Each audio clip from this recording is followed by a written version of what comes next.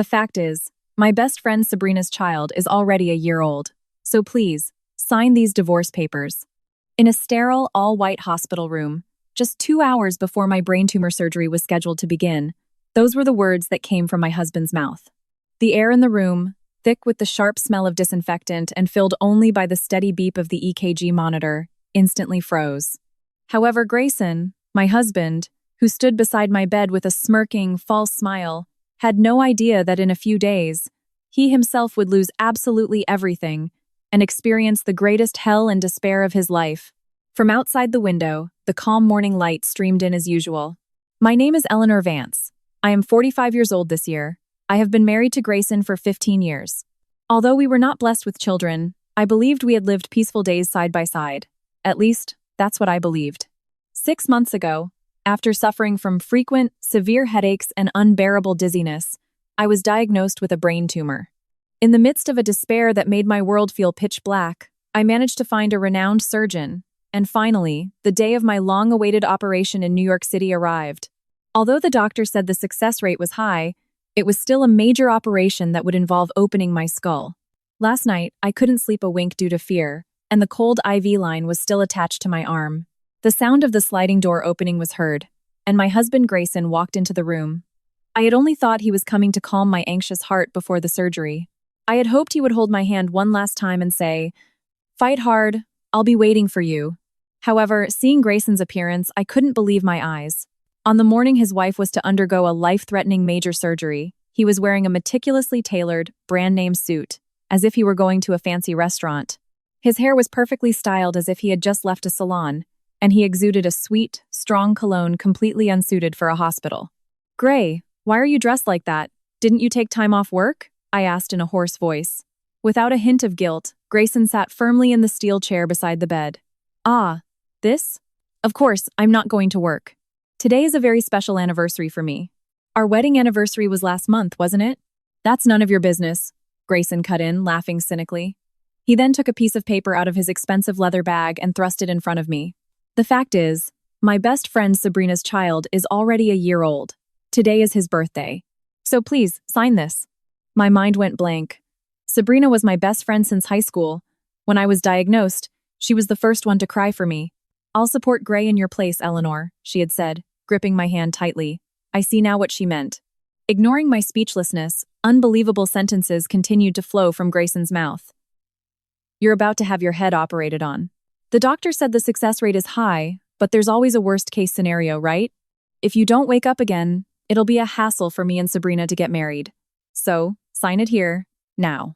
I couldn't make a sound. His words were so cruel. The beeping of my heart monitor quickened slightly. I just stared at the man before me. Before a great rage could surface, my brain couldn't process the strangeness of the husband who had been with me for 15 years, and I could only remain silent. Perhaps mistaking my silence for shock and depression, Grayson became even more brazen with his foul words. "Besides, we've been married for 15 years, and you couldn't even give me a child. On top of that, a brain tumor. As a wife, you're a failure. Sabrina, though, she's the best.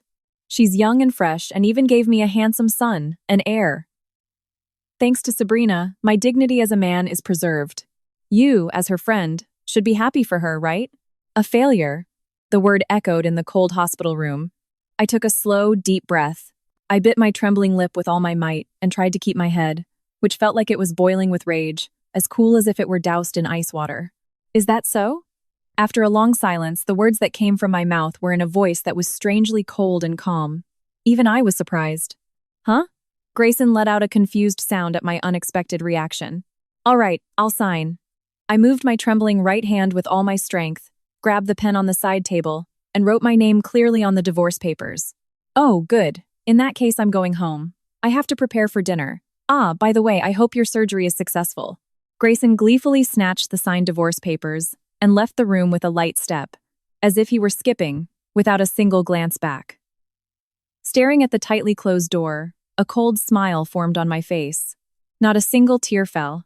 I only felt a fire burning quietly but fiercely in the depths of my heart. "Grayson, you've made a fatal mistake.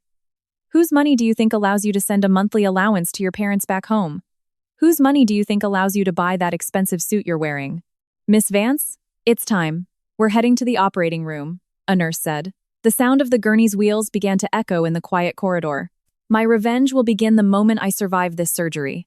My consciousness slowly emerged from a deep sea of anesthesia.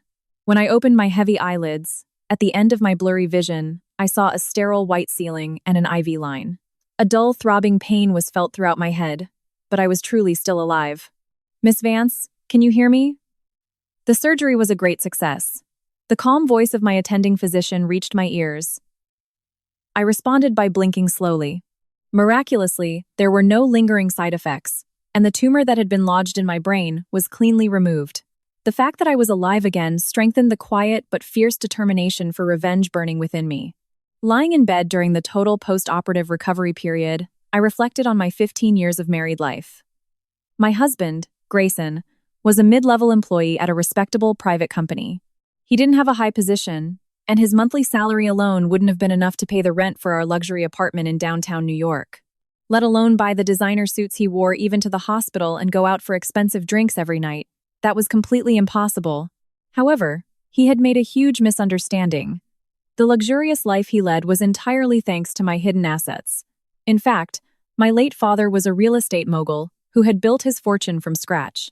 As his only child, I inherited most of his assets and several premium properties.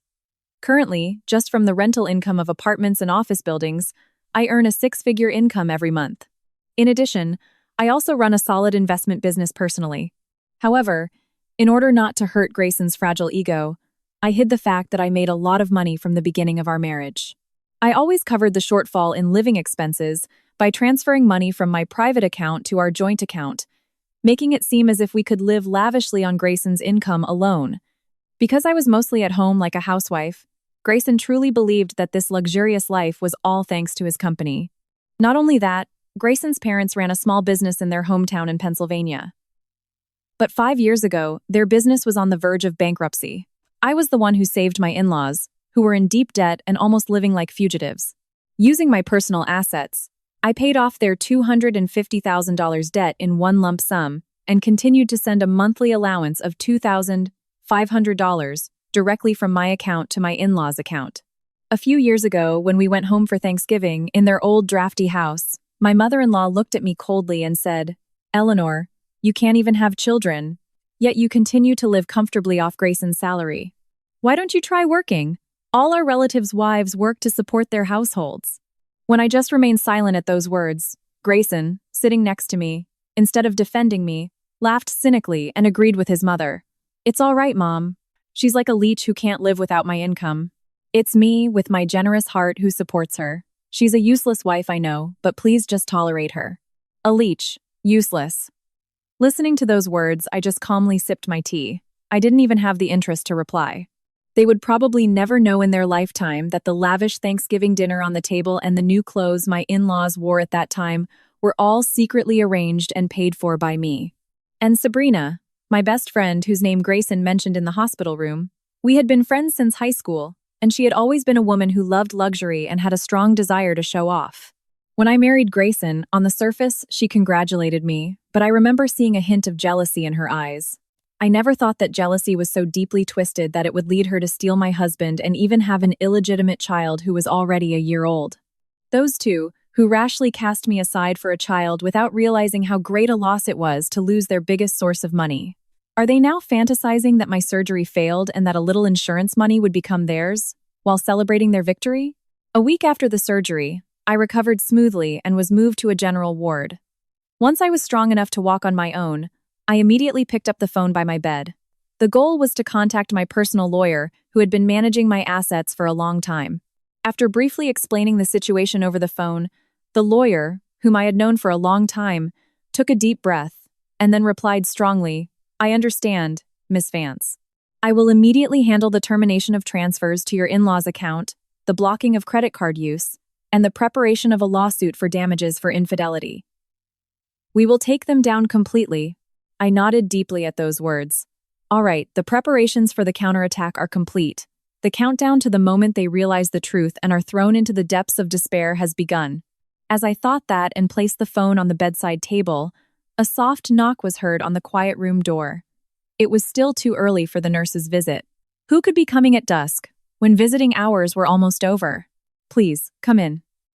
After I answered briefly, the door slid open. Seeing the face of the person who entered, I unconsciously held my breath and clenched the blanket tightly. Someone who absolutely should not have come here. No. Someone whose face I least wanted to see was standing at the threshold of the room with a cunning smile. Well, Eleanor, you survived after all. What a pity. Along with the nauseating scent of perfume, the air in the hospital room froze again because of that person's words. The person standing at the door of the hospital room was Sabrina, my best friend since high school.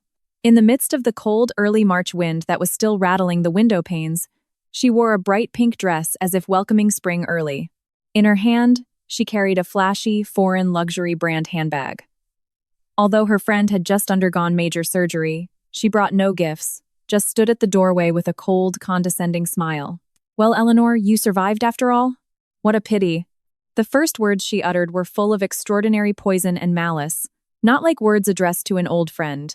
On the bed, I slowly raised my upper body and just stared calmly at her face. Before a great rage, what came was a sense of disgust and revulsion at how low a human being could become. Sabrina, why are you here? To my very calm question, Sabrina approached the bed with the noisy, annoying sound of her high heels and sat down unceremoniously in the steel chair that Grayson had just occupied. Why, you ask? You heard from Gray, didn't you? We have a cute son. He's already 1 year old. I came today to tell you that and to ask you to let Gray go immediately. Sabrina took out the latest model smartphone from her bag and arrogantly showed me the screen. On it was a photo of Grayson, Sabrina, and a boy of about 1 year old with a wide smile. The background was the lobby of a luxury hotel in New York. On the table was a lavish meal, and on Grayson's wrist, the luxury watch worth tens of thousands of dollars that I had once given him as a birthday present sparkled shamelessly. Gray is so happy, you know. He said he's so glad to have finally found a young, beautiful woman who could give him an heir. Unlike a barren woman like you. Eleanor, as a fellow woman, you must understand my feelings, right? The ultimate happiness of giving birth to a child from the person you love and raising him well. Barren. The word was like a sharp, cold knife that tore through the quiet air of the hospital room. The friend who used to cry and comfort me when I was physically and mentally broken from fertility treatments was now laughing, while digging into that most sensitive and deep wound with all her might. I swallowed all words of protest down my throat and just stared at Sabrina with a cold gaze, maintaining absolute silence. My silence was probably taken by Sabrina as a sign of total defeat. She became more animated and continued to hurl a series of cruel insults. Besides, at 45 and with a brain tumor, you're finished as a woman. Gray often complains at home. He says you have no appeal as a woman, and now you're seriously ill. Just a burden. Your hair was shaved for the surgery, right? With such a pathetic and ugly appearance, how dare you still show your face to Grayson? Don't you have any self-respect as a woman? Sabrina's merciless verbal abuse did not stop. I took a calm, deep breath. Outside the window, the plum tree with its still hard buds swayed violently in the stormy wind. The real spring was still some way off. The cold March air was very similar to the state of my frozen heart. Eleanor, you have nothing left. Youth, health, a child, and the great husband you love, I've taken them all. Ah, that's right. I heard from Gray. You signed the divorce papers right away, didn't you? Thank you so much. With this, we can finally cut this troublesome tie, and the three of us can become a real family. Sabrina laughed arrogantly and crossed her legs gracefully. So, when are you getting out of this hospital? Gray said, before you come home. He's going to throw out all your things in that apartment. He said in our glorious new life, your old things are completely unnecessary. He's so excited, he's going to call a moving service soon and throw them out as trash. I frowned slightly. That penthouse in the city center was bought in cash with my personal assets. The name Grayson listed on the title deed was only a temporary measure to protect his small ego and allow him to show off to others. The actual ownership and the obligation to pay maintenance fees were all mine. My lawyer must have already taken firm steps behind the scenes. But these two pathetic people in front of me were completely unaware of the bitter reality that awaited them. Sabrina, I broke the long silence and opened my mouth very calmly. Do you really think you can be happy this way? Hearing my overly calm voice, Sabrina's expression hardened for a moment, but she quickly laughed cynically again. Of course, Gray is an elite manager at a top company. Every month he gives me a lot of shopping money, and whatever branded goods I want, he'll buy them without complaining. He has a huge income, too good for a simple and boring woman like you. From now on, I will live the most luxurious life with my son with all that money. A luxurious life? Hearing those words, I almost burst out laughing and answered, holding back by clenching my jaw. Grayson's small salary as a regular employee was very limited. The designer bags Sabrina was showing off, and the cost of fun at the hotel were all from the money flowing from my account to him. In that case, enjoy it while you can. When I said that with ice-cold words, Sabrina's face turned very unpleasant. You sore loser. Just enjoy your lonely and pathetic old age. We won't pay a penny in damages, so be prepared for that. Sabrina said as if spitting, then stood up quickly and was about to leave the room, stomping her shoes hard. But as her hand touched the doorknob, she suddenly stopped, looked back, and smiled very wickedly. Ah, I forgot something important. Gray said this weekend he's going to visit your parents' grave. Of course, with me and our son. He said he's going to report properly to your parents that the three of us are becoming a new family. Such a good and sincere husband, right? Hearing their insane intention to trample on the sacred resting place of my late parents, something crucial inside me snapped with a cracking sound. This alone, I will never forgive. After Sabrina left the room satisfied, I grabbed my phone again. There was no time to delay. I searched for a name from my contact list and pressed the call button without hesitation. The time had come to mobilize the person they feared most. After Sabrina left the room, I gripped the phone tightly in my hand. I would not let such vile people approach the sacred resting place where my parents lay.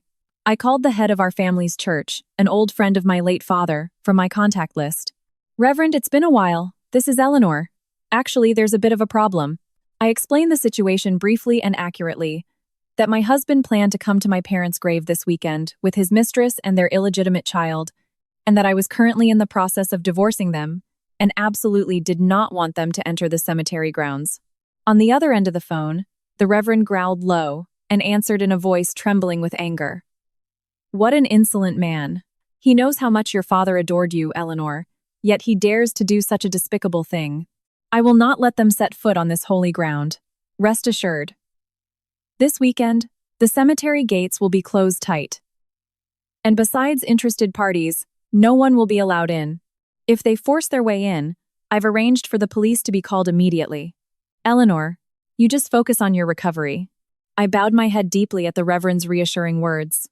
With this, my parents' resting place would be protected. Just after hanging up, as if on cue, my phone rang loudly. The screen showed Grayson's name. With a heart already frozen, I pressed the answer button. Oh, Eleanor, still alive, I see. Sabrina said she saw you. How was it? Impressed by the picture of my handsome son? Something you'll never have, you barren woman. Grayson's voice from the other end of the phone sounded slightly drunk and very cheerful. From the background, elegant piano music, like in a high-end restaurant, could be heard, along with the faint sound of clinking plates. He must be enjoying a lavish dinner with Sabrina using my money. I continued to listen to his words without emotion. In total silence, oblivious to my silence, Grayson continued his vile tirade. You're just now realizing what a hindrance you've been in my life, aren't you? 45 years old and a brain tumor, what a joke. I'm at the peak of my career. Everyone around me is happy, surrounded by lovely wives and children. Meanwhile, I have to see your gloomy face at home. You'll never understand how miserable I've felt all this time. Grayson continued to speak with the tone of a victim. How foolish this man was, completely unaware that for 15 years I had provided financial support behind the scenes to cover his small salary, paid off his parents' large debt, and continued to send a monthly allowance. His words just sounded ridiculous. His harsh words continued. Besides, you've always been boring and had no charm as a woman. Look at Sabrina. With her youth and beauty, she gave birth to a son who inherited my superior genes. My dignity as a man is preserved thanks to Sabrina. You're just a leech living comfortably off my hard-earned money, just cooking at home. From now on, all my hard-earned money will be for Sabrina and our son. You won't get a single cent of my hard-earned money. Hearing the words he spoke with such confidence, I almost. So, what's the occasion today? I asked in a voice as cold as ice. Grayson clicked his tongue. You ungrateful woman. Anyway, I was planning to buy a new car for Sabrina and our son. The parking in the penthouse now only has my sports car. It's not practical for family outings. I want to buy a luxury family car in cash. The highest model. Hearing Grayson's words, I felt more than just amused. I was even impressed. The debit card from the joint account, which came from my personal assets, he treated like his own bottomless wallet. He said he wanted to buy it in cash. In reality, his actual bank account probably only had a few $100s left. So I wanted to move a little money from my account and tried to pay with the card I usually use. But why did an error message appear? You didn't do anything funny, did you? If you dare to touch my money, I will never forgive you. I have to pay the dealer tomorrow. With those words, I understood everything.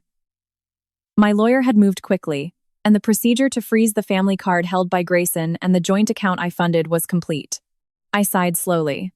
The cold, early March night wind came in from the slightly open room window and caressed my cheek. Oh, is that so? I don't know anything about a card error. Maybe you misremembered. What did you say? It's impossible that I'm wrong. Anyway, I'll check directly at the bank teller tomorrow. You're useless now, so hurry up and get out of the hospital and out of that apartment. We're going to live the best life from now on. Don't be a nuisance, you useless woman. After saying that unilaterally, he hung up the phone abruptly. The monotonous electronic tone echoed in the quiet room. Useless, nuisance, leech. The string of insults he threw echoed coldly in my head. But strangely, there was not a hint of sadness. All there was a cold anticipation of the devastating revenge that would soon begin. The reality he would face at the bank teller tomorrow that his account only had a trivial balance, all his reliable credit cards were blocked, and the absolute fact that the money he had been spending like water was entirely from my personal assets. Tomorrow, that man's thin pride and his false happiness would be shattered to pieces. I lay in bed and stared at the cold moon outside the window. The gates of hell were about to open, but Grayson's despair would not end with just money problems. He had not even the slightest clue that the situation he feared most was quietly unfolding behind the scenes. A cold spring rain beat hard against the hospital room window. A bone-chilling early March morning. The wound from my surgery ached slightly, perhaps due to the low air pressure. I tensed up in bed. A night had passed, and the time for Grayson to face the reality that his card was unusable at the bank teller was drawing near. I waited for that moment calmly, but the situation unfolded in a direction far worse than I had imagined. The phone on the side table rang loudly. The screen showed Grayson's name and a video call icon. I slowly sat up and pressed the answer button. On the screen was the spacious living room of the luxury penthouse in New York that I had bought in cash. But looking at its condition, I held my breath. On the floor, my clothes, books, and favorite dinnerware were scattered pathetically, and several large black trash bags were piled up. Oh, Eleanor, good morning. How is it? A beautiful sight, isn't it? The room feels much brighter after your boring stuff is gone, Grayson said from the other side of the screen with a wicked laugh. Behind him, Sabrina was wearing a luxury brand coat she had pulled from my closet and posing in front of the mirror. Oh my, Gray, the design of this coat is so old-fashioned. Eleanor's taste is really tacky, but, well, if we take it to a secondhand shop, maybe it can add a little money for our honeymoon later. Sabrina's shrill laugh echoed from the phone's speaker into the hospital room. Seeing those two treating the coat I cherished like trash, I felt my stomach turn cold and nauseous. But what truly mentally distressed me were the unexpected people who appeared on the screen next. Oh, Miss Sabrina, don't touch that dirty woman's clothes. The germs might transfer to my precious grandchild. It's dangerous, you know. The face of Grayson's mother, my mother-in-law, appeared from the corner of the screen. Behind her, my father-in-law also appeared, standing awkwardly. Why were my in-laws, who were supposed to be living quietly in their hometown in Pennsylvania, in New York, and moreover, in my apartment? To my bewilderment, my mother-in-law looked at me with eyes full of hatred from across the screen. Eleanor, you're still alive, you shameless woman. Grayson told us everything. A failure of a daughter-in-law like you who can't have children. We won't allow you to set foot in our family again. A wonderful woman like Miss Sabrina who can give birth to a great heir. She is our real family. You're just a jinx. A torrent of curses came from my mother-in-law's mouth. Even though I had paid off their huge debt and continued to send them a $2,500 monthly allowance, not only did they repay my kindness with evil, but they also colluded with my husband's mistress to kick me out of my house. Thank you so much, Mom. I will make Gray and also you and Dad happy, Sabrina said in a feigned tone, snuggling up to my mother-in-law, who smiled broadly and flirtatiously. I fell silent, clutching my phone tightly. Not because I couldn't find the words to reply. I couldn't even make a sound because my anger was frozen, seeing how ungrateful and shallow these people were. Hey, Eleanor, you can't say anything. Finally realized how pathetic you are? Grayson, who took my silence as a total defeat, shouted triumphantly from across the screen. Right, I'll show you the best place for you. Grayson walked to the back of the living room holding the phone, and the camera captured something most precious to me. The photo album of memories with my late parents and my father's antique clock were all just thrown into a dirty cardboard box. Stop it, a hoarse voice came from my mouth. Money or the apartment didn't matter. But the precious memories with my parents, I didn't want them to be touched by those dirty hands. From my hospital bed, I had no way to stop them physically. That overwhelming helplessness pushed me to the brink of despair. Stop it, you say? Don't be ridiculous. This junk from dead people brings bad luck to our new home. I'm throwing it in the trash now. Your parents must also regret dying and leaving behind a useless daughter like you. Yes, just send my regards so they can see the pathetic end of their daughter in hell. Along with Grayson's insulting words, my mother-in-law and Sabrina's vulgar laughter overlapped. They were convinced they had completely broken my heart and ended the video call with satisfaction. A click was followed by the screen going dark, and silence returned to the hospital room. I hugged my trembling shoulders in the cold bed. The frustration of not being able to protect precious things, blocked by the wall of physical distance, almost made my tears fall. But I wiped those tears away firmly. They had made a fatal mistake. They had crossed a line that should not be crossed in my precious territory. Just as I was about to press the nurse's call button, my phone vibrated again. On the screen was an incoming call from my personal lawyer who had been managing my assets for a long time. Hello, sir. Miss Vance. Just now, all arrangements have been completed. The termination of money transfers to your in-laws, the suspension of credit card use, and the freezing of the account were all carried out at 9 a.m. this morning. And there's one more important report. The results of the accelerated background check on Sabrina revealed a shocking fact. I held my breath, hearing the lawyer's low, tense voice. While they were partying, the footsteps of destruction had been approaching from behind them. The lawyer's heavy voice echoed from the phone's speaker in the quiet room. Miss Vance, please listen carefully, and don't be shocked. The 1-year-old boy that Sabrina gave birth to, after we secretly conducted a DNA test, has been proven not to be Mr. Grayson's child.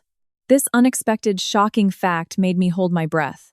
Sabrina had deceived Grayson with another man's child, claiming it as his son and parasitizing him.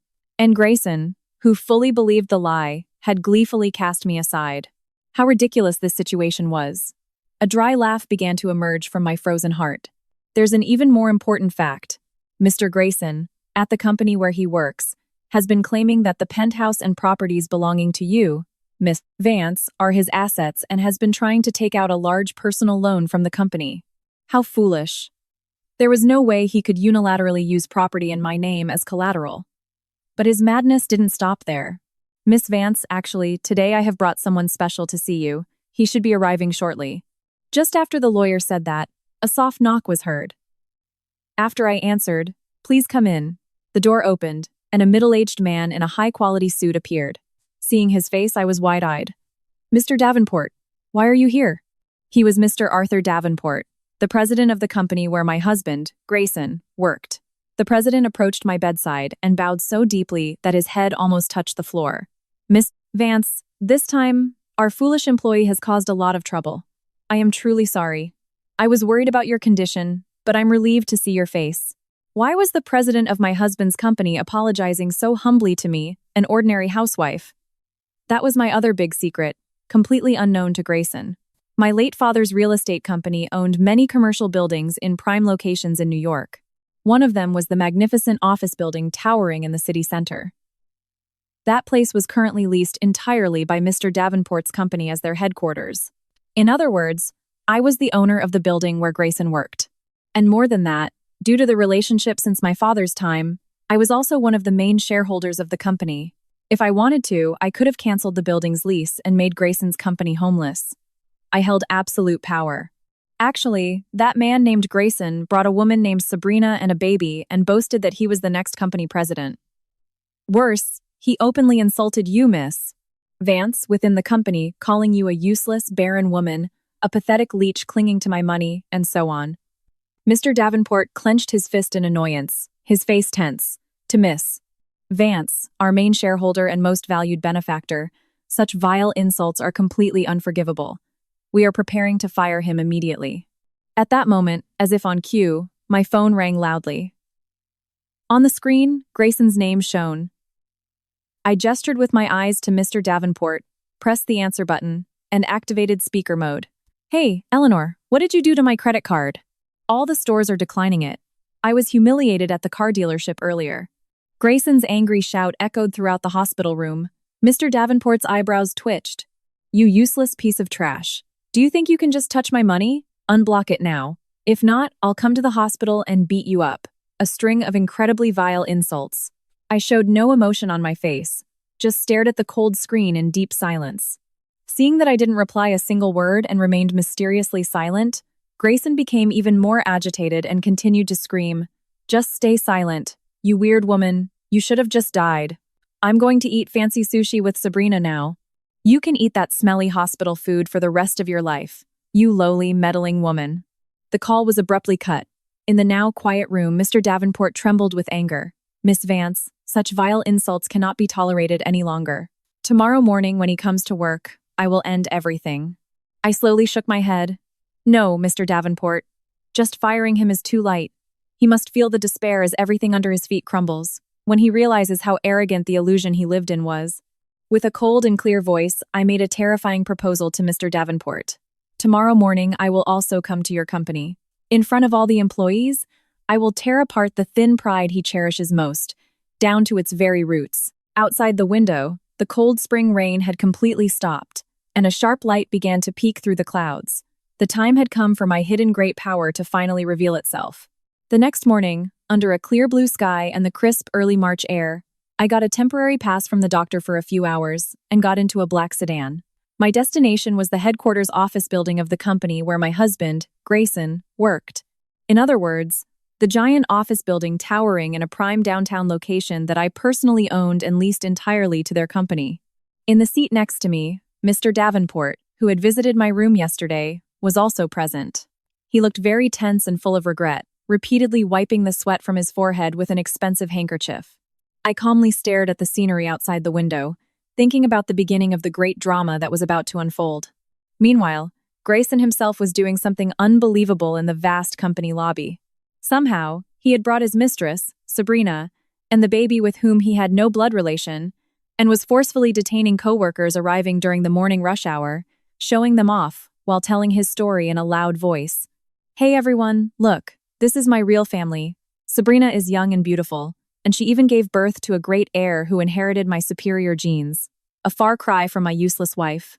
She's a 4-5-year-old failure being treated in the hospital for a brain tumor. Just a leech living off my money.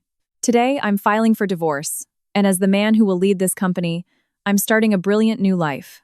Seeing Grayson's absurd behavior of bringing a mistress to the sacred workplace, his colleagues were completely shocked and whispered to each other while looking at him with disdain. However, Grayson and Sabrina, who felt they were the center of the world, were completely oblivious to the cold reaction around them. Sabrina, also in a luxury brand outfit probably bought with my money, looked at the employees arrogantly. Gray's ex-wife is really pathetic and pitiful. No charm as a woman, sick and a burden to Gray. If I were her, I'd be ashamed to be alive. From now on, we will lead you as the leaders of this company. So just relax. Their vile laughter echoed unpleasantly in the marble lobby. Suddenly, the front automatic doors opened with a whoosh, and a middle-aged couple rushed in, flustered. They were Grayson's parents, my in-laws. Their appearance was very different from when they were arrogant on the phone yesterday. Disheveled hair, out of breath, and completely panicked. Grayson, it's an emergency. Since this morning, suddenly a lot of bills from our business partners have come, and even some scary people came to the house to collect debts. The monthly allowance of $2,500 that is usually transferred this month hasn't come in at all. What is going on? If this continues, we could go bankrupt and have to run. Help us. Faced with the sudden situation, Grayson clicked his tongue with an annoyed face. Huh? What are you talking about, Mom? The allowance matter? I've left it all to that useless Eleanor. Has she become senile after being hospitalized? Can't even handle a simple money transfer. What a useless piece of trash. But don't worry, I am the future president. Not with petty company money, but with my vast personal assets, I will pay it all off. Saying that, Grayson arrogantly took out his gold credit card and tried to give payment instructions over the phone to somewhere. However, He had not yet realized the bitter reality that all his cards had been completely blocked, and the balance in his account was only a few $100s. Panicked in-laws, Grayson pretending to be calm, and Sabrina starting to get annoyed because she didn't understand the situation. The lobby became very chaotic, and the newly arrived employees could only watch the drama from a distance. Damn it, what is this? The card is malfunctioning again. Is the machine broken? Hey, you there, get me some cash.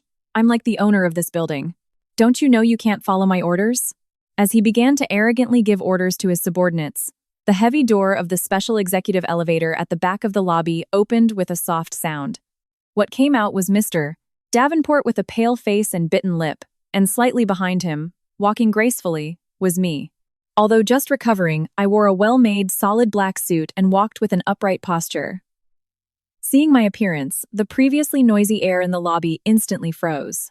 I did not change my expression at all, just stared at them who were playing out their ridiculous drama in deep silence.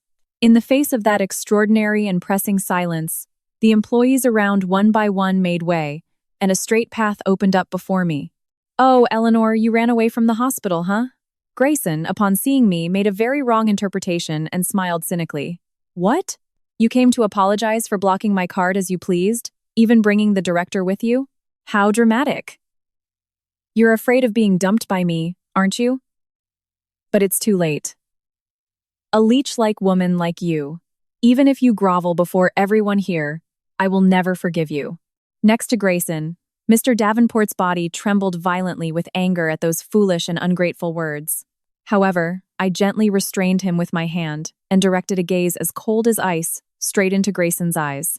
"Now, let's shatter that thin floor of your arrogance to pieces." In the middle of the vast marble-floored entrance lobby, under the gaze of dozens of employees coming to work, Grayson, standing before me, wore a hideously distorted and satisfied smile. "Eleanor, you deliberately brought the director here to beg me, didn't you? But it's too late.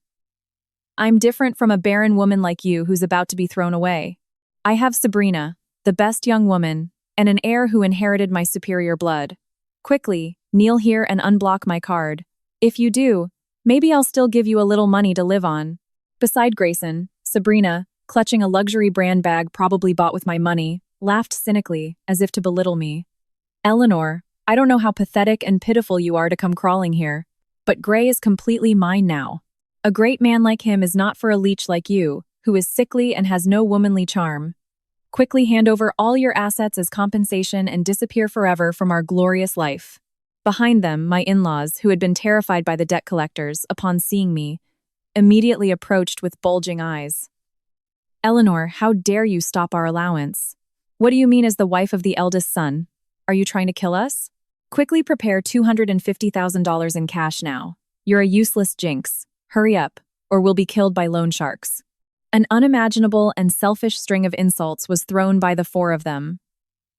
Dozens of employees surrounding us held their breath, watching the truly tragic drama, completely silent. Everyone was horrified by the madness of that abnormal family. However, I did not change my expression at all. I just stared at them with a gaze as clear and cold as ice, without moving a muscle in deep silence. Not anger or sadness, just an infinite pity for how foolish humans can be for their thin desires and pride, spread quietly in the depths of my heart. The cold March morning sunlight struck the side of my overly calm face, making it appear white. My strange silence they took as their absolute victory, and that I was at a loss for words with fear. Grayson became more excited and began to shout in a loud voice that echoed throughout the lobby. "Hey, all of you, listen carefully. This woman is a useless leech who for 15 years has lived comfortably off my hard-earned money. A failure who couldn't have children and finally collapsed from a brain tumor.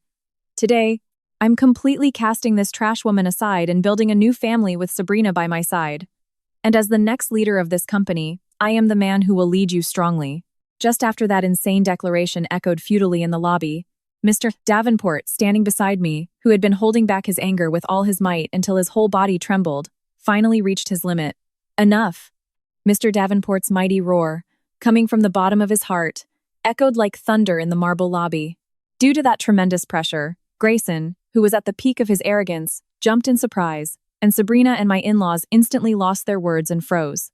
The employees around were also surprised by the sudden outburst of anger from the president, known for his friendliness, and collectively took a step back. Sir, Mr. Director, what's wrong? I was just telling the bitter truth to my crazy ex-wife here. Grayson tried to defend himself with a tense face and a sycophantic smile, but Mr. Davenport cut him off harshly and stared at Grayson with a sharp gaze like a demon. It seems you have no idea to whom you are throwing such insults. A leech, a piece of trash, how dare you utter such shameless and vile words? Mr. Davenport took a deep breath. Then, in front of all the assembled employees and also Grayson and his family, he announced the shocking fact that no one had ever suspected. Everyone, listen carefully. Miss Eleanor Vance, who stands here, is not an ordinary housewife. She is the legal owner of the entire giant office building that we lease as our headquarters. The moment that word was spoken, the air in the lobby completely froze. Grayson's face slowly turned pale, then gray. Sabrina and my mother-in-law could only gape, completely unable to understand the meaning of the president's words, frozen like statues. Not only that, Miss Vance, since her late father's time, has continuously supported our company with very large funds. She is our benefactor and also our main shareholder. In other words, the survival of our company, it is no exaggeration to say, depends on a single decision from Miss Vance. To the esteemed Miss Vance, how dare you, a mere employee of this company, insult her as a leech and useless? This is an absolutely unforgivable act and deserves the heaviest punishment. Faced with a reality that was too shocking and illogical, Grayson fell to his knees while trying to argue in a trembling voice. Mr. Director, you must be joking. Eleanor, the owner of this building, the main shareholder? Such nonsense is impossible. She's just a poor housewife who lives off my small salary. I'm the one who pays the monthly rent and lets her live in that luxury penthouse. Mr. Director, you must have been deceived by this woman's wicked lies. Come to your senses. Hearing Grayson's pathetic and ridiculous defense, I finally slowly opened my mouth. My calm and firm voice cut through the tense, cold, early March air, echoing throughout the silent lobby. Grayson, you are truly a foolish and hopeless person. Hearing my cold words, Grayson looked at me with a desperate expression. The absolute power I had hidden for 15 years to protect his small ego and the false superiority he had believed in without a doubt, both now completely reversed with a cracking sound. The indisputable reality revealed by Mr. Davenport plunged the vast office building lobby into total silence. The cold, early March morning sun pierced through the large glass windows, mercilessly highlighting Grayson's pale face as he sat limply on the floor. Dozens of employees who had just arrived for work witnessed how their arrogant colleague was, in fact, an extraordinarily shameless person, and they were at a loss for words. Eleanor, there's no way you're the owner of this building. Such a bluff won't work. Mr. Director, don't be fooled. This woman is just an ordinary housewife who lives as a parasite on my hard work, a lowly human. I'm the one who pays the rent every month and lets her live in that luxury apartment. Believe me. Grayson continued to shout with a trembling voice, his face tense. His small pride resisted with all its might the reality that the wife he had looked down upon was, in fact, the absolute power holder looking down on him. Beads of sweat the size of corn kernels poured from his forehead, showing how anxious he was. Staring at Grayson's pathetic figure, I again maintained a cold and calm silence. My silence to him was perhaps the most terrifying sign of agreement. Grayson's breath became irregular, and he looked around with a pleading gaze, but no one would meet his eyes. Grayson, what does this mean? This building belongs to Eleanor? Isn't this a joke? Aren't you the future CEO and a rich man? You promised to take all the assets from a barren woman like Eleanor and make me and this child happy. Sabrina, also unable to comprehend the situation, shook Grayson's arm hard while screaming shrilly. In her eyes was the fear that the luxurious future she had believed in without a doubt was now collapsing. Shut up, Sabrina. There must be a mistake. Eleanor, you must have stolen my money and bribed the director. Yes, you cunning leech, I will never forgive you. Just as Grayson's words, still insulting me, were about to continue, the sound of quiet leather footsteps was heard from the lobby entrance. What appeared was my personal lawyer who had long managed my assets, the one I had discussed with in the hospital room yesterday. He took out several sheets of documents from his thick leather bag and threw them coldly in front of Grayson and the others. Mr. Grayson, I will not legally allow you to continue insulting my client, Miss Vance, with baseless words. Here are copies of the property ownership certificates belonging to Miss Vance and the proof of purchase for the penthouse where you live. Everything was bought in cash with personal assets inherited by Miss Vance before marriage. Your name being listed is just a formality. The lawyer's low, intimidating voice and the official documents presented made Grayson, with trembling hands, pick up the document and read it greedily.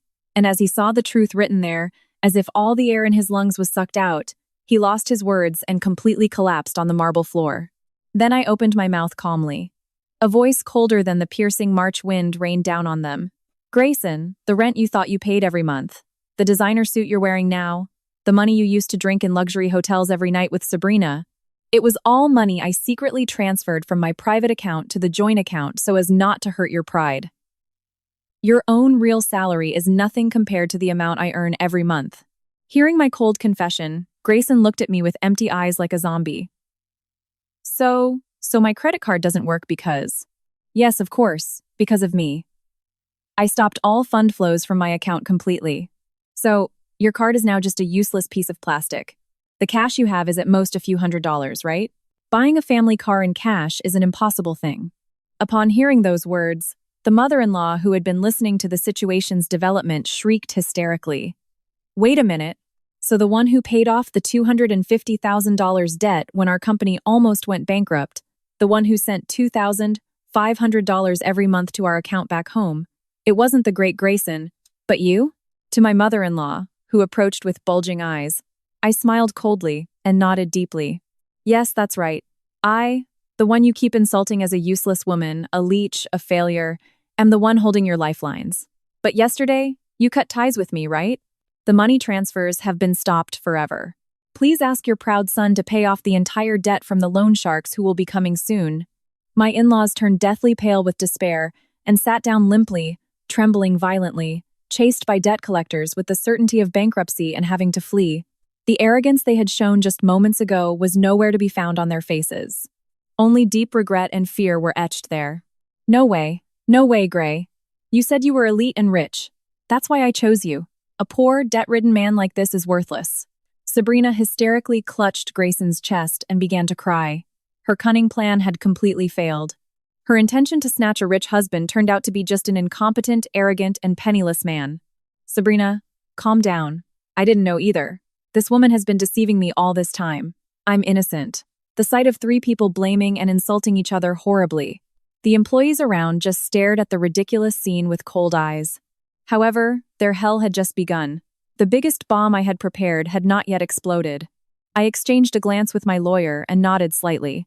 The lawyer took out another sealed brown envelope from his bag.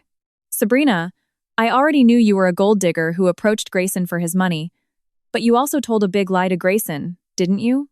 Hearing my ice-cold words, Sabrina's hysterical movements of hitting Grayson stopped completely. Her face instantly turned deathly pale. The contents of the envelope held by my lawyer were the conclusive evidence that would socially destroy this evil woman and plunge Grayson into an even deeper abyss of despair.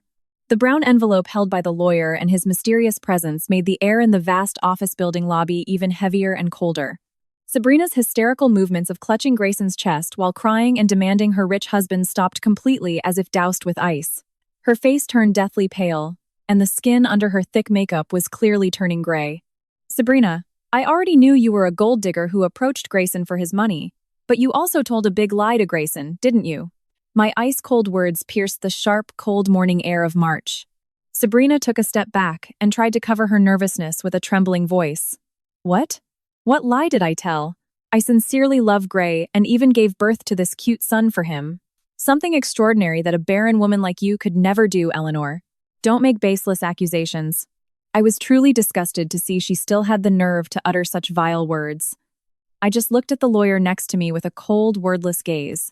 Receiving my silent cue accurately, the lawyer slowly tore the seal of the brown envelope and took out several sheets of an official examination report. Miss Sabrina, the 1-year-old boy you claim to be Mr. Grayson's heir and proudly carry around. Yesterday, we secretly conducted a DNA test through our investigative agency. The result is a comparison between the data Mr. Grayson once submitted during a company health checkup and your child's hair that was left behind. DNA test. As the sharp word came out, Grayson's body trembled, and Sabrina covered her face with both hands, holding her breath. Dozens of employees watching from a distance were also glued to the development of the increasingly murky drama. To get straight to the point, no biological relationship was found between this child and Mr. Grayson, meaning he is not Mr. Grayson's biological child.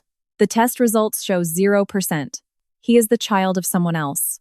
The lawyer's calm and cruel announcement echoed on the silent marble floor.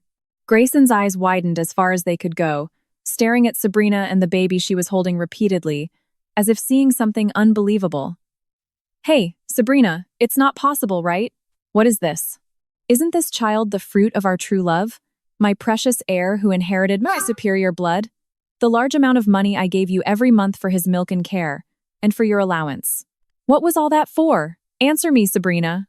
Facing Grayson's desperate shouts, Sabrina, realizing that her escape route was completely blocked, instantly changed her attitude. She roughly placed the baby she was holding on the sofa, then looked at Grayson with a condescending gaze and laughed cynically. "Ha, fruit of love? Superior blood? Don't be stupid. Do you think I'd want to have a child with a low-paid, ordinary employee with no redeeming qualities like you? This child is the precious result of my relationship with the most popular guy at my favorite nightclub. But he ran away after leaving me because he had no money. That's why I deceived you, who happened to be crazy about me and had a lot of money, making you a convenient source of money." Hearing such a selfish and cruel truth from Sabrina's mouth, Grayson fell to his knees and held his head with both hands. "Besides, I believed and followed you because you yourself boasted of being a rich CEO. It turns out you're just a poor, pathetic man acting big with Eleanor's money. Do you think I really fell in love with a worthless man like you? Don't get me wrong. Your arrogant attitude has disgusted me from the start. Give me back my life. You useless man." Sabrina's merciless string of insults shattered Grayson's thin pride to pieces. He thought he had lived by looking down on his wife, boasting about his mistress and her child. But in reality, he was also looked down upon by his mistress as a lowly human and for years had financed another man's unknown child with my money. Was there a tragedy more ridiculous and pathetic than this? I've been deceived by this woman all this time and spent money on another man's child, betrayed Eleanor, shouldered my parents' debt, and lost everything. Grayson collapsed on the cold floor and began to roar like a wild animal. Behind him, my in-laws were on the verge of fainting with their eyes rolled back in despair. They also seemed to be mentally crushed by the fact that their star son turned out to be penniless, and the baby they thought was their precious grandchild was someone else's. I just stared at the tragic scene of hell with a calm, emotionless gaze. Their peaceful life, which I had painstakingly protected for 15 years, had been completely destroyed in a few days by their own greed and stupidity. From the employees around, whispers of pity and mockery of "serves him right" were heard towards Grayson. However, my revenge was not over. The insults they threw at me and their sin of trying to desecrate the precious grave of my parents could not be redeemed with just this. "Mr. Davenport," I broke the long silence and called the president standing beside me with a firm voice. The president straightened his back and nodded deeply. "Yes, Miss Vance, any order will be carried out immediately." Grayson and Sabrina's faces tensed with fear. They finally understood that the decision I was about to make would determine the rest of their lives. The time had come to present the last and biggest fact to drop them to the bottom of hell. "Mr. Davenport, carry out his punishment as planned." My calm and cruel command echoed in the lobby, which was shrouded in the cold, early March air. As if waiting for those words, Mr. Davenport nodded deeply, and in front of all the employees, he delivered the final, merciless verdict to Grayson, who was sprawled on the marble floor. "You are, as of this moment, dishonorably discharged from this company. You have committed fraud by claiming the assets of Miss Vance, a benefactor of this company and the true owner of this building, as your own and attempting to take out a large illegal loan from the company. Attempted fraud. In addition, past embezzlement of company expenses has also been identified. For all of this, we have reported it to the police. You will not only be an unemployed person with no money, but you will also live the rest of your miserable life as a criminal. Dishonorable discharge, fraud, police." The series of heavy, terrifying words completely shattered Grayson's face. He rolled his eyes, saliva drooled from his mouth, and he began to shake his head convulsively. "Sir, Mr. Director, it's a lie, right? I'm being fired? A criminal? Impossible. Eleanor, hey Eleanor, please say something. Haven't we been married for 15 years? I was wrong. You are the most precious. This useless woman and this other man's child, I'll get rid of them right away. Please don't leave me." The man who had just moments ago looked down on me as a leech and insulted me with a loud voice was now trying to crawl at my feet, reaching out his hand desperately. I kicked that dirty hand away with the tip of my shoe coldly and maintained a deep, emotionless silence. My cold gaze, which just stared at him without a word, served as a death sentence more cruel than the harshest curses. Intimidated by my overwhelming silence, Grayson let out a pathetic scream and crawled backward on the floor. Seeing such a shameful sight, Sabrina was the first to come to her senses. She tried to run away as quickly as possible from the man who was about to become a penniless fraudster and criminal, and began to insult Grayson with a shrill voice. "Don't be ridiculous. You want to make me your criminal accomplice? You're the one who lied to me, claiming to be a rich CEO. You useless poor man. Eleanor, I'm innocent. This liar is the one who deceived me. I'm just a poor victim. Besides, the suit you're wearing so proudly, it's all Eleanor's money. You yourself are worthless. You lowly piece of trash. I've been disgusted by you from the start." Sabrina's overly selfish betrayal and harsh insults, which fundamentally denied his value of existence, triggered the last snap of Grayson's sanity. He stood up with red eyes like a wild animal and blindly lunged at Sabrina's neck as she tried to run away. "Don't be ridiculous, you gold digger. You're the one who seduced me and lied that another man's child was my heir and extorted money from me, right? Because of you, I lost my wife, my job, and my money. I'll kill you right here. Stop, let go. Somebody catch this crazy, lowly man." In the middle of the beautiful office building lobby, two people who once swore eternal happiness were now clawing at each other's faces, pulling hair, and fighting ugly like wild dogs. To make matters worse, my in-laws, who had been sitting in despair, joined in hysterically. "You foolish son. Because of you, we're going to be killed by loan sharks.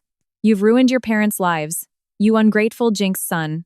This is all because you were deceived by that cheap woman and betrayed Eleanor. How are you going to take responsibility for us?"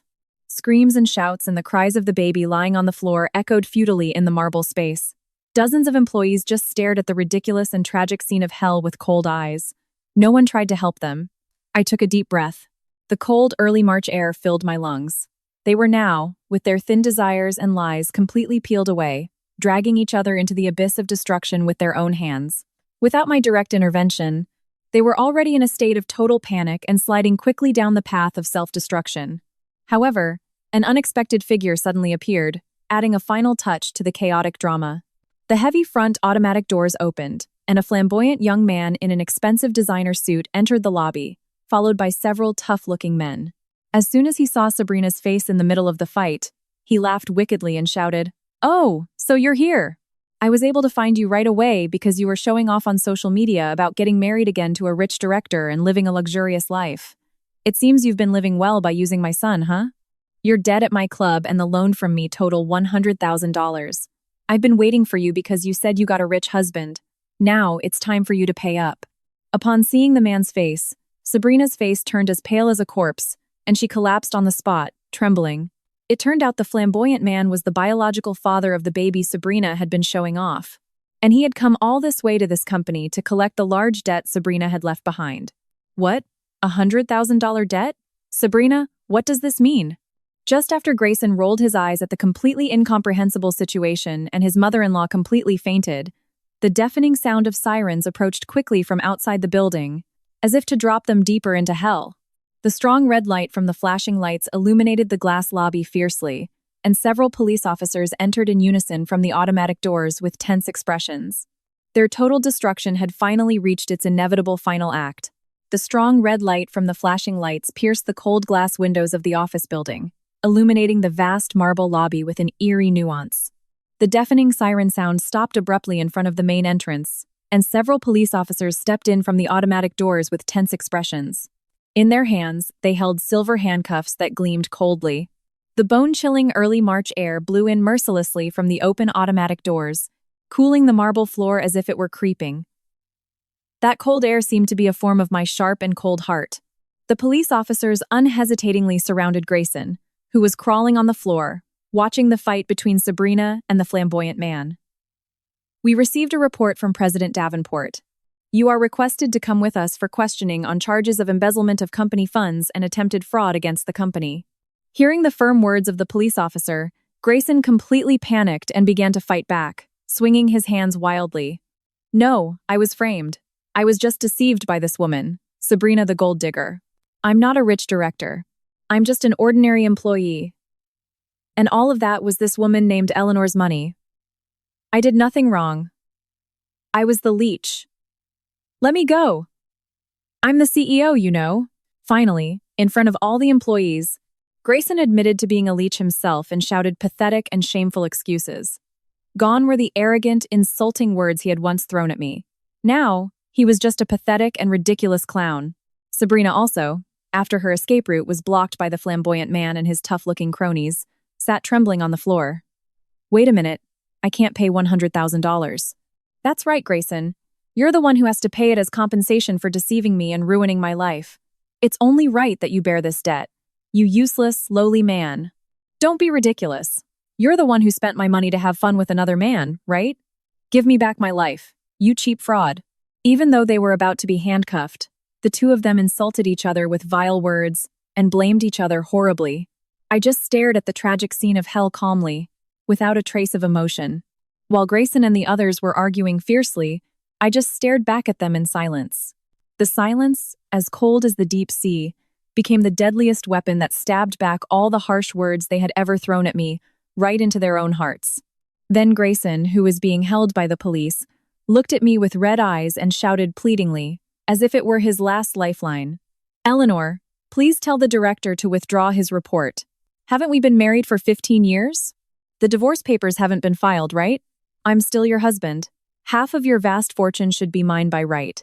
Use that money to erase my sins. I was wrong. You are the best wife. Half of the best wife's fortune. How shallow he was, to immediately turn his palm over as soon as the situation became unfavorable. With deep disgust and pity, I slowly shook my head. Grayson, you are truly a foolish and hopeless person. My ice-cold voice split the noisy lobby. After you forced me to sign the divorce papers at the hospital, you went straight to the civil registry office with joy, didn't you? The divorce decree is already in my hands. We are truly strangers. Besides, all my assets are premarital assets that I inherited. So, you have no right to a single penny of it. The last glimmer of hope completely faded from Grayson's face. However, the greatest despair I had prepared for him was not just this. I nodded lightly towards the lawyer. The lawyer calmly walked over and spread the last thick document in front of Grayson. Mr. Grayson, this is the biggest fact I have to tell you today. Regarding the $250,000 debt your parents incurred 5 years ago, Mr. Grayson, Vance did say she had paid it off. But more precisely, Miss Vance's real estate company bought the debt from the loan sharks. Hearing the lawyer's words, my in-laws, who were on the verge of fainting, convulsed again. 5 years ago, when your parents were in debt for $250,000. At that time, under the pretext of opening a joint account for living expenses, I asked you to sign a few papers. You, without reading the documents I prepared, just arrogantly signed your name to show off. One of those papers was a contract to become a joint guarantor for your parents' debt, which my company had bought. I looked straight into Grayson's eyes, and without a shred of mercy, delivered the final verdict. Your parents' $250,000 debt and the $100,000 in damages for your infidelity to me. Total $350,000. As a joint guarantor, I demand full payment from you today. If you can't pay within a week, your parents' house and land back home will be seized and auctioned, and you yourself will experience a lifetime of collection hell that can't even be resolved by bankruptcy. A $350,000 debt, arrest by the police for embezzlement and fraud, and the betrayal of a trusted mistress and the revelation of a huge debt. Understanding everything, Grayson couldn't even speak anymore. He just opened and closed his mouth like a goldfish. Then his eyes rolled back and he collapsed, foaming at the mouth. Sabrina, too. Her hair was roughly pulled by the flamboyant man, screaming hysterically in fear of being sold to the lowest level of the nightlife to pay off her $100,000 debt. My in-laws, unable to bear the reality that the $250,000 debt had destroyed their beloved son, completely lost consciousness and lay on the floor. The price of their 15 years of living comfortably on my kindness and looking down on me as a useless woman had now been paid in full in a way that was too great and tragic. Grayson was dragged roughly by the police towards the patrol car. I just stared at his ridiculous back with cold eyes in silence. But my revenge scenario still had a little more to go. I had prepared the final scene of despair that they would see at the true bottom of hell. Grayson was dragged roughly across the marble floor by the strong arms of police officers. On his wrists, the cold, heavy silver handcuffs gleamed dimly. The image of the man who, just a few dozen minutes ago, had boasted of becoming the company's CEO, brought his mistress and her child, and insulted me as a leech, was gone. Disheveled hair, a face a mess with tears and snot, and knees that kept shaking with fear. That pathetic and shameful sight was etched in the eyes of all the employees as an unsalvageable clown. Let go! Let me go! I was framed. It's all this woman's fault, Sabrina. My life was supposed to be shining from now on. Eleanor, help! Help me! You're kind and always do what I want. This was just a small affair. Please take off these handcuffs. Grayson's shameless cries echoed futilely in the cold March air. I just watched the shameful scene in deep silence. I didn't even have the energy to be angry at the reality that the man I once loved was such a fragile and cowardly human being. Only a deep regret for dedicating 15 years of my life to this man, and a sense of farewell crossed my heart. Perhaps unable to bear my silence, Grayson screamed even louder, this time asking for help from the employees around him. Hey, what are you looking at? Help me. I've contributed to this company. This woman framed me because she was jealous of my position. Somebody, stop the police! But what came back for Grayson's desperate plea was not a helping hand, but a cynical smile and a gaze of contempt as cold as ice. One of his colleagues, unable to stand it anymore, spat. Contributed? Don't be ridiculous. The branded goods and luxury watches you showed off every day with Miss Vance's money without working.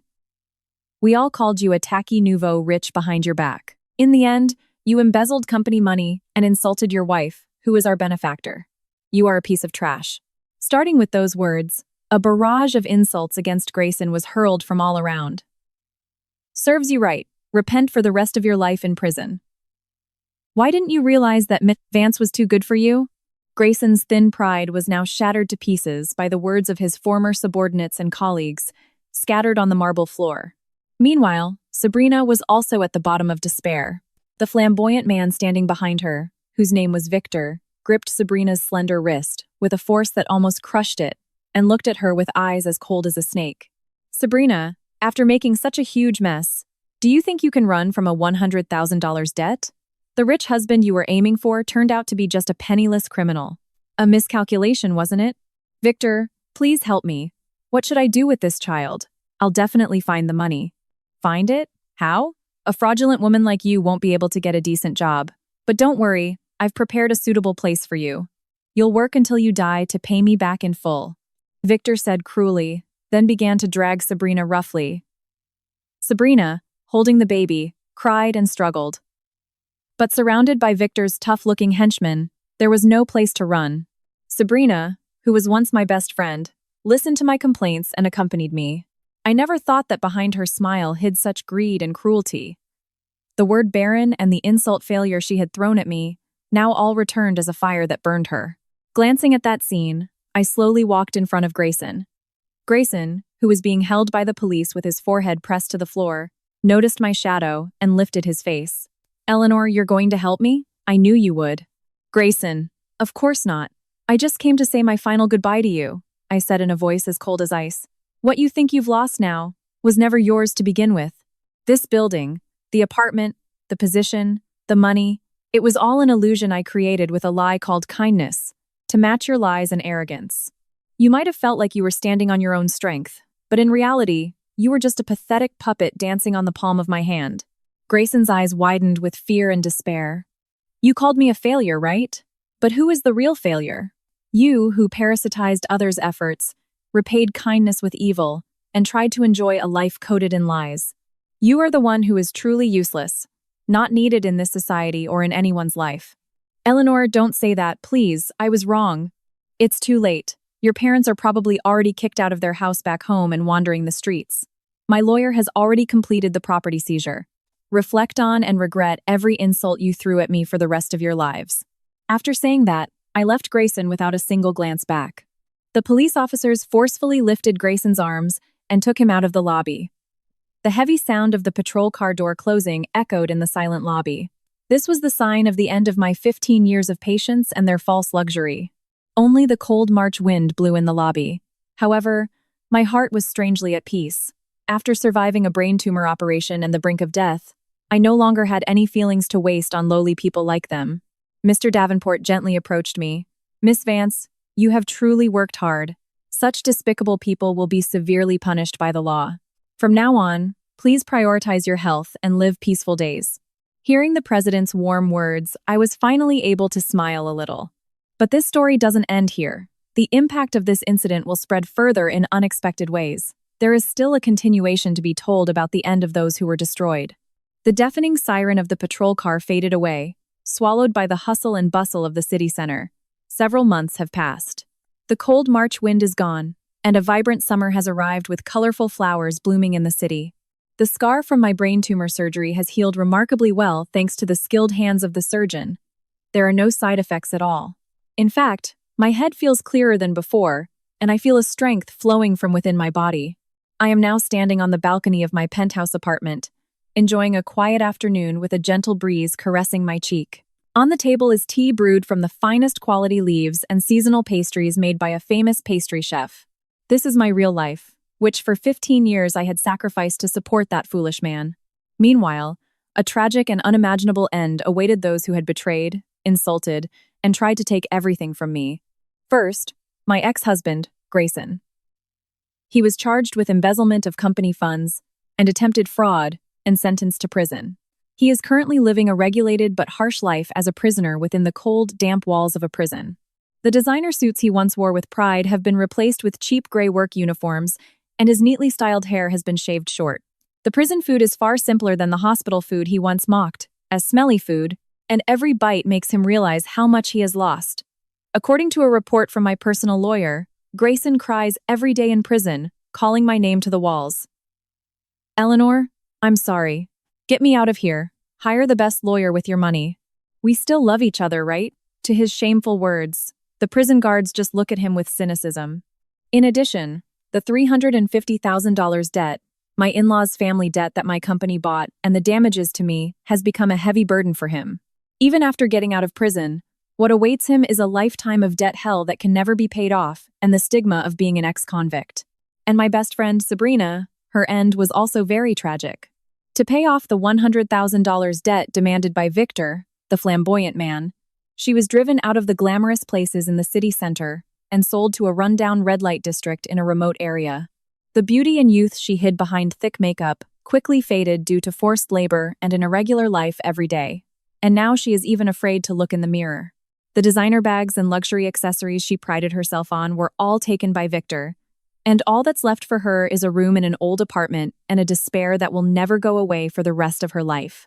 The baby, although acknowledged by Victor as his child, I heard was placed in an orphanage in a condition almost like child neglect. Sabrina, by the child she used to laugh at me with, has completely destroyed her own life. The saddest are Grayson's parents. Because my lawyer mercilessly seized their property, they lost their ancestral home and land in their hometown. They now live in a dilapidated wooden apartment in a corner of the city, forcing their old bodies to work as daily cleaners. My mother-in-law, who once insulted me as a useless woman and a failure, now bends down, crawling on the floor, picking up trash thrown by passers-by. The fact that their proud son turned out to be a criminal who just showed off with other people's money has shattered their pride to pieces. At night, in their cold blankets, they can only cry while remembering the $2,500 I used to send every month, which now feels like a dream. I put down the teacup in my hand, slowly. Whatever hell they are experiencing now, my heart does not tremble a bit. For 15 years, I had been devoted and patient more than enough for them. They were the ones who had trampled on that compassionate heart with their own greed and arrogance. Just then, a message came to my phone. It was from Mr. Davenport. Miss Vance, regarding the major renovation plan for the office building, there is an extraordinary proposal. And thanks to your support, our company is heading for a record high profit. How about we have lunch together this weekend to celebrate? I smiled a little and replied to his message. Around me now are only people who sincerely respect and appreciate me. By living honestly and not lying to myself, true happiness is what I have finally found at my age. Looking out the window, I can see my company's logo shining proudly on the roof of that office building. The power I once hid for Grayson now radiates gallantly to the whole world. I took a deep breath, inhaling the fresh May air. No need to look back anymore. Before me lies a bright and prosperous future, with no one to interfere. As far as the eye can see, however, as a true conclusion to this story, there is still one thing I have not completed. A report to my late parents. In front of my parents' grave, which Grayson and his gang had once intended to defile, I had made a vow in my heart. The gentle spring sunlight illuminated the quiet churchyard. At the end of March, the cherry blossom buds swelled as if about to bloom, showing signs of a soft pink color. After passing the great ordeal of a brain tumor and ending a 15-year false marriage myself, today I visited the church where my late parents rest. The holy water I took from the font reflected the spring light and sparkled. I walked slowly towards the family mausoleum. This sacred place, which Grayson and Sabrina had once intended to trample on to report their dirty desires, was now shrouded in deep silence and a sacred air. I placed fresh seasonal flowers in front of the tomb and lit a candle. The thin, white smoke rose straight to the blue sky. I slowly closed my eyes and clasped my hands in prayer. Father, Mother, it's been a long time. It's Eleanor. I have finally settled everything. The people who unjustly tarnished the name and honor that you, Father and Mother, protected and passed down to me, are no longer around me. I conveyed the words that overflowed from the bottom of my heart, one by one, to the spirits of my parents. I remembered visiting this place 15 years ago with the man named Grayson to report our marriage. At that time, I could not see the cunning nature hidden behind his fresh smile. I deeply regret my lack of judgment and for using the precious assets left by my parents for such a man. Then, the sound of rustling robes was heard from behind, and a soft voice called me. Eleanor, I'm glad you came. How are you? Are you well? Turning around, there stood the Reverend, the head of the family church, and also my father's friend, with a loving smile. I bowed my head deeply. Reverend, thank you so much for your help that time. Thanks to you, my parents' resting place was not defiled. The surgery was also successful, and I can walk on my own 2 feet like this. Thank God, your father and mother must be very happy. Actually, those people, before being arrested by the police, really came to the front gate of this church. The Reverend's expression briefly became serious. The man named Grayson and a flashy-looking woman. They banged on the gate, shouting that they were Eleanor's family and demanding to be let in with a very disrespectful attitude.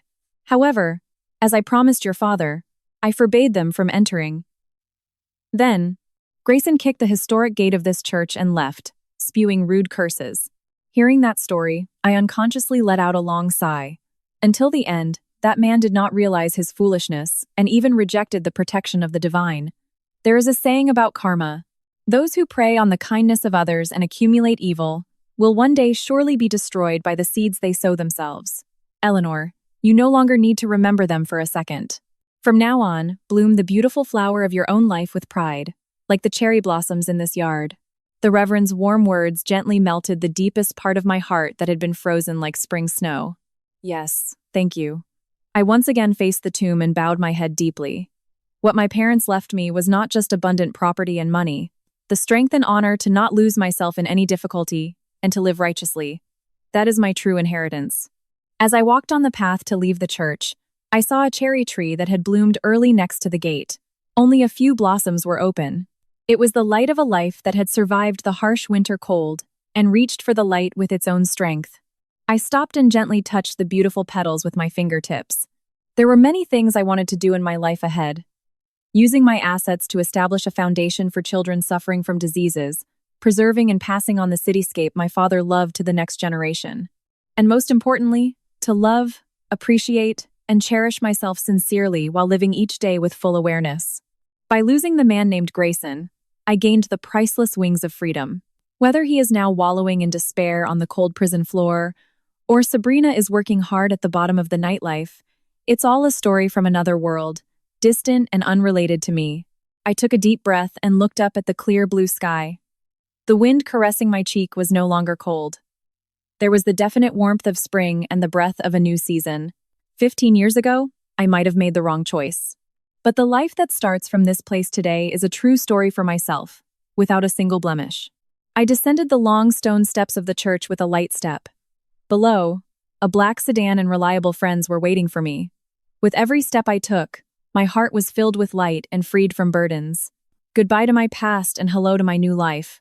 Without a single glance back, I stepped forward into the shining city.